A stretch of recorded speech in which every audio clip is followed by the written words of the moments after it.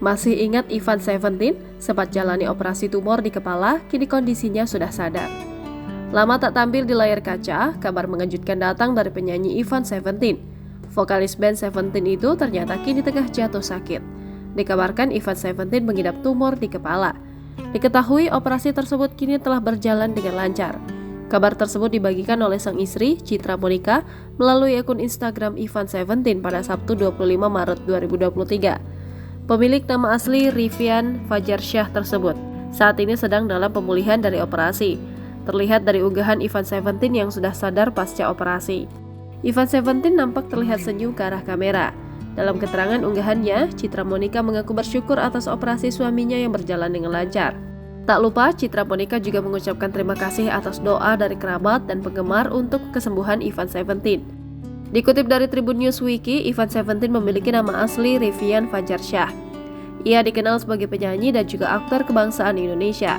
Ivan lahir pada 16 Maret 1983 di Yogyakarta.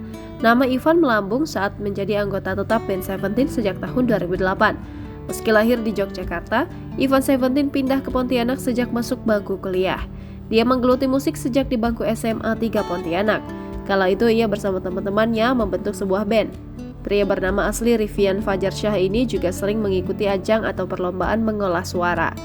Pencapaian terbaik yang diperolehnya kala itu adalah dengan menjuarai festival vokal terbaik antar pelajar dalam negeri tahun 2001.